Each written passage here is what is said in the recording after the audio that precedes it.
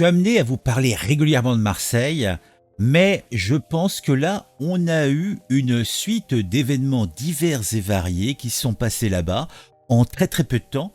Et si je devais faire une vidéo pour chaque événement, je serais amené à vous en faire 6 ou 7, puisqu'il y a énormément de trucs qui sont passés très rapidement. On a toujours, vous savez, des jeunes femmes innocentes qui suivent des gars dans des squats et qui pensent que ça va bien se passer. Et évidemment, ça se passe mal. Vous avez des gars qui s'invitent chez des couples sans y être invités et qui usent et abusent des femmes du couple tranquillement, sereinement, bien sûr toujours équipés, ça va sans dire, d'un petit couteau. Vous avez, là comme on est en pleine période des Jeux Olympiques, d'autres, là par exemple on a le président de la Fédération Suisse de Voile qui va faire la rencontre d'un chauffeur Uber qui va lui le mettre mal, toujours à Marseille, puisque on a, bon ça je vous en ai parlé, j'ai fait une vidéo spécifiquement, un automobiliste qui se fait piquer sa montre et qui se transforme en, en justicier, voilà, c'est le terme, en justicier, et qui va les poursuivre avec sa caisse, et qui va éclater un gamin de 16 ans et en mettre un autre dans un état pas possible, mais le mec va récupérer sa montre et se casser. Et toujours, là dans le quartier nord, tu as, alors là c'est positif, tu as l'office du tourisme qui trouve que c'est pas une mauvaise idée, de faire de la promo pour les quartiers nord, où en fait ils se disent peut-être que les touristes veulent voir autre chose que simplement le centre-ville, le Vieux-Port et compagnie. On va leur créer des cheminements pour du tourisme familial dans le quartier nord, là où ça craint quand même pas mal. Après, t'as l'aéroport à Marseille, donc le Marseille-Provence-Pérignane, donc où un homme a décidé de se faire sauter, toi. Il a dit ouais, je veux me faire sauter, etc. Bon, en tout cas, il avait qu'un couteau, mais ça aurait pu mal finir encore. Bon, ça c'est Marseille, et ça c'est en quelques heures, à peine quelques jours. Donc on se dit, Marseille c'est quand même très très spécial. Hein. Bon après, c'est un épiphénomène, je ne sais pas, mais c'est curieux.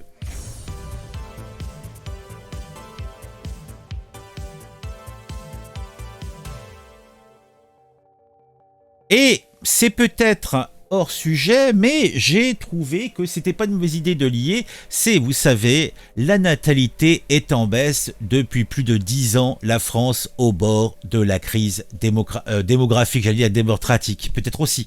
Mais moi, ça me fait rigoler, parce que quand ils nous disent ça, c'est qu'en fait, la crise de la natalité en France, c'est depuis 1800 et des soupières que ça a commencé. Hein. Bon, et la natalité était déjà en berne au début des années 80. Simplement, comme on est un pays donc d'immigration, on a compensé nos pertes de d'enfants simplement en faisant venir des gens qui ont eu plus d'enfants, et ça a réussi à peu près à compenser. Ce qui explique pourquoi on est un pays qui a plusieurs dizaines de millions d'étrangers ou descendants d'étrangers des 50 dernières années, vous voyez. Donc l'INSEE vient de lâcher une bombe, la natalité en France est en chute libre. Les chiffres du premier semestre 2024 sont alarmants, 8140 naissances de moins par rapport à l'année dernière. L'Hexagone est au bord de la crise démographique et l'exécutif s'active pour trouver des solutions. Donc il n'y a pas de solution. De toute façon, les gens veulent plus avoir de gamins, ils n'ont plus de gamins, les appartements sont trop petits, il n'y a rien qui est prévu pour, il y a des crises économiques, et puis simplement les gens ont pas envie de s'emmerder, tout simplement. La réalité simple, les gens sont devenus individuels, l'enfant est un plaisir comme les autres, hein, c'est de la conso. Après, il faut la suivre pendant 25-30 ans, le petit plaisir, mais c'est ça. Hein. Donc là, donc on a un article qui nous dit la baisse de natalité n'est pas un phénomène nouveau. Depuis plus de 10 ans, la courbe de naissance est en déclin. Mais c'était largement avant. Simplement, elle était compensée par l'immigration. En 2023, le taux de fécondité en France était de 1,68, faisant des couples français le plus fécond depuis le développé. Cependant, les femmes ont leur premier enfant plus tard, ce qui explique la diminution des nombres de naissances. Voilà. Mais ça, c'est une vaste blague. Tu vois les couples, les couples qui ont plus de 2 enfants, massivement, ils étaient issus de l'immigration. Hein. Alors après, on jump et on va revenir sur le sujet qui nous intéresse immédiatement. À Marseille, une jeune femme se fait voler par un occupant illégal dans une résidence des quartiers nord, squattée depuis plusieurs années par un grand nombre de clandestins. Et on a déjà eu des news, bon je ne les ai pas traitées, mais je les ai vues passer, où justement dans cet endroit-là, les propriétaires se faisaient chasser. En fait, pour résumer, c'est les squatteurs qui font la loi et les résidents officiels, eh bien, frôlent les murs, quoi. Et là, on a une jeune femme qui a vécu un véritable cauchemar dans une ancienne résidence étudiante des quartiers nord de Marseille. Là où on veut envoyer des touristes, hein. Donc ce bâtiment est squatté par un grand nombre de sans-papiers depuis plusieurs années. Et là, on a des faits sordides qui nous sont rapportés, puisque on a une victime qui a réussi enfin à échapper à son ravisseur. Alors la jeune femme a été séquestrée toute une nuit par son agresseur dans un des logements du campus, une copropriété du quartier nord de Marseille, et selon une source bien informée, vous les connaissez, ces sources bien informées, on ne sait jamais qui c'est, mais elles sont bien informées, l'agresseur l'a forcée à le suivre avant de la bloquer dans l'appartement. Alors moi, ce que j'ai compris, c'est qu'elle n'a pas été forcée à le suivre, c'est qu'elle est venue avec lui de façon volontaire. Simplement, après, ça a tourné vinaigre. Alors dès qu'elle a pu s'enfuir, elle s'est précipitée pour déposer plainte auprès de la police. Oh. Alors là, quel est donc ce lieu de cauchemar? La résidence du campus est située dans le 14e arrondissement et est squattée par des dizaines d'individus depuis 2019. Les faits similaires se sont déjà plusieurs reprises, donc plutôt des faits similaires se sont produits déjà plusieurs reprises, sans que les autorités ne parviennent à sécuriser les lieux. Un propriétaire désespéré témoigne: un agent de sécurité a été déployé le soir et nous avons installé des caméras, mais elles ont été dégradées, rien ne bouge. Donc, une jeune femme fait une rencontre fatale et selon cette source policière, on nous confirme que la jeune femme avait rencontré son agresseur sur internet avant d'être séquestrée et volée dans l'appartement squatté. Donc tu vois, c'est une jeune femme se fait draguer sur internet. Elle va à un rendez-vous, le gars lui dit bah viens, on va boire une camomille, et ça tourne au vinaigre. Mais comment cela est-il étonnant? Comment? Mais bon. Le calvaire de la victime a duré toute la nuit, prenant fin seulement le lendemain matin. L'agresseur, visiblement un des squatteurs, n'était plus dans l'appartement au moment de l'arrivée des forces de l'ordre. Ces derniers ont dû enfoncer la porte du logement, bloqué par d'autres squatteurs, comme l'atteste la vidéo des dégâts réalisés par le propriétaire des lieux. Bon, vidéo que nous n'avons pas. Ah bah oui, c'eût été trop bien d'avoir la vidéo. Ah, attends, on va aller voir. Non, bah non, rien. J'ai pas la vidéo. Ah bah franchement, c'est très décevant, vous me comprenez, hein. Bon, alors, qu'est-ce que tu veux? Les propriétaires déclarent que la résidence est dans un climat de violence permanent. Les squatteurs se bagarrent entre eux et l'un d'eux a même suivi une propriétaire jusqu'à chez elle. La dernière fois, ils nous ont couru après armés de harpons et de machettes, témoigne un propriétaire. La situation est devenue intenable. Et des mesures de sécurité qui ont été mises en place sont insuffisantes pour protéger les résidents. Là, c'est clair que est-ce que tu as envie de vivre là-dedans? Et si tu es propriétaire de ce truc-là, mais bon, ton argent, tu l'as foutu pas la fenêtre, quoi. C'est incroyable. Mais bon, donc Marseille, on continue. Et là, on a une autre histoire avec ce charmant monsieur algérien qui surgissait tel un vilain pantin chez ses victimes avec son petit couteau pour les voler. Au moins 3 femmes ont été victimes de l'individu. Là encore, c'est l'épouvante, c'est l'horreur, puisque on a cet homme de 30 ans au profil particulièrement inquiétant qui vient de se faire arrêter, donc toujours à Marseille. Il est soupçonné d'avoir commis 3 vols et agressions en quelques jours dans les 8e, 15e arrondissements. Donc la liste de ces victimes pourrait encore s'allonger puisque on a actuellement que 3 personnes qui sont venues porter plainte. Oui. Donc l'homme a été identifié comme un ressortissant algérien de 30 ans et il semble intégrer en une situation régulière. Il semble intégré et en situation régulière. Voilà.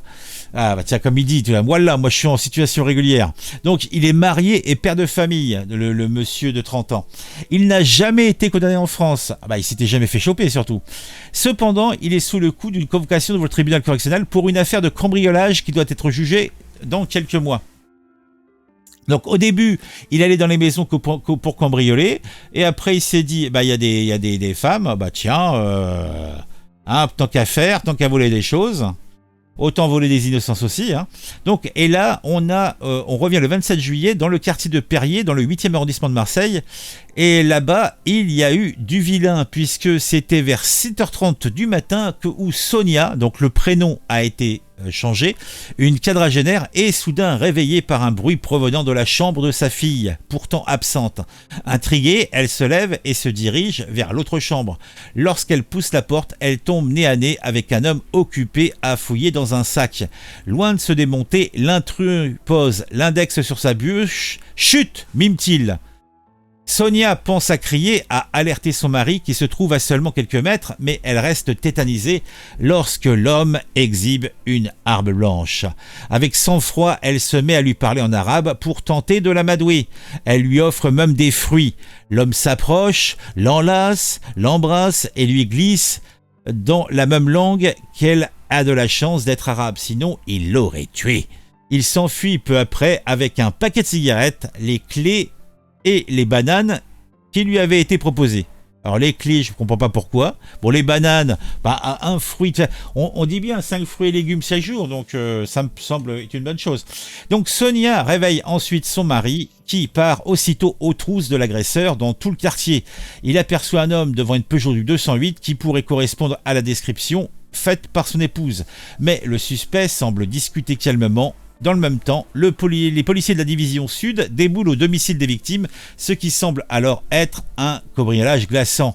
Mais tandis que les constatations sont toujours en cours, un autre appel au 17 fait frémir les policiers. Et pourtant, il en faut beaucoup pour faire frémir les policiers. Hein. Et donc c'est là où on apprend que 2 autres victimes sont tombées sous le coup et ont eu maille à partir avec cet individu qui ne se contente pas de voler, mais qui use et abuse des femmes et jeunes femmes présentes dans les domiciles visités. Donc il aime visiter tous les trous, ce monsieur. Et en plus pourtant, hein, il est père de famille, il a des enfants. Mais ce monsieur est un ignoble porcinet, je vous le dis. Donc voilà, donc ça c'était, on va dire, le gros du gros. Ah, d'ailleurs, on avait un autre article qui en parlait, là, plus en détail. Mais bon, pas d'autres informations complémentaires. Et on continue. Alors, vous voyez, par exemple, toujours à Marseille, hein, soyons fous, on a le président de la Fédération Suisse de voile présent pour les Jeux 2024 qui a été agressé par un chauffeur Uber muni d'une matraque télescopique. Le suspect s'appelle Jamel A et il a été interpellé. Et qu'est-ce qu'il a fait, Jamel ? Le président de la Fédération Suisse de voile a été agressé ce jeudi 1er août à la matraque télescopique par un chauffeur Uber alors que les épreuves de voile des Jeux Olympiques se tiennent actuellement à la marina de Roucas-Blanc.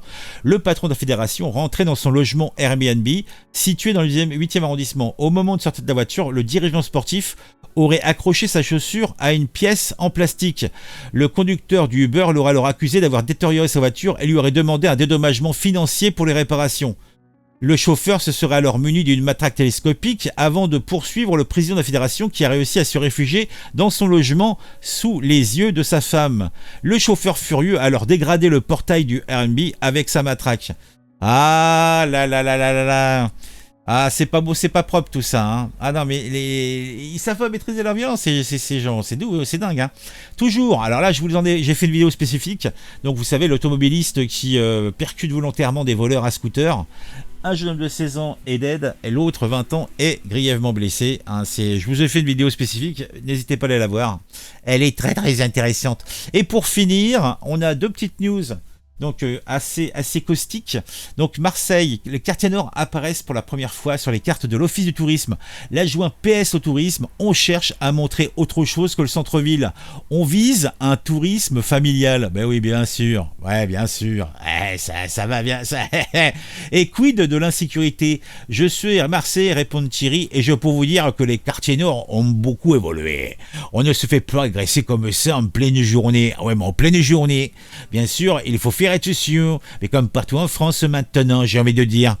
Ah, donc assumer que la France est un pays où il faut sortir avec toujours son air de bœuf et un schlass pour être à peu près tranquille. Eh ben dis donc, c'est du propre. Et comme je le disais, on finit avec l'aéroport de Marseille-Provence-Marignane où un homme menaçant de se faire sauter avec une bombe, interpellé, un couteau retrouvé sur lui. Donc là, je suppose que c'est un taré. Donc le quinquagénaire est interpellé après avoir indiqué être en possession d'une bombe dissimulée dans son sac, déclenchant une interruption momentanée du trafic aérien. La menace a été prise très au sérieux, déclenchant une évacuation du hall du terminal 1 de l'aérodrome de Marignane, alors que de nombreux voyageurs s'apprêtaient à prendre un vol. Voilà. Donc le mec avec son petit couteau, etc. Bon, un taré de plus, comme d'habitude. Hein. Vous voyez, donc là, on a fait un petit tour des news des 4-5 jours qui viennent de passer. Et vous savez que je me concentre sur un type spécifique de news. Hein, le fait divers, scabreux et compagnie. Et là, vous avez quand même un beau palmarès. J'ai dit, là, j'avais de quoi faire 5, 6, 7 vidéos. Mais bon, après, on va dire que c'est quand même des occurrences qui reviennent de façon tellement systématique et je suis pas à même de vous inventer une belle petite histoire pour un petit narratif sympa pour enrouler le truc à chaque fois. Là, j'étais un petit peu à sec, faut dire ce qui est. On est quand même sur une vidéo de plus de 16 minutes, donc on va s'arrêter là. Mais j'espère qu'elle vous aura plu. Mettez un j'aime, mettez un commentaire, dites-moi ce que vous pensez de tout ça. On se retrouve très vite pour une vidéo sur un sujet qui m'aura intéressé et qui, je l'espère, vous intéressera aussi.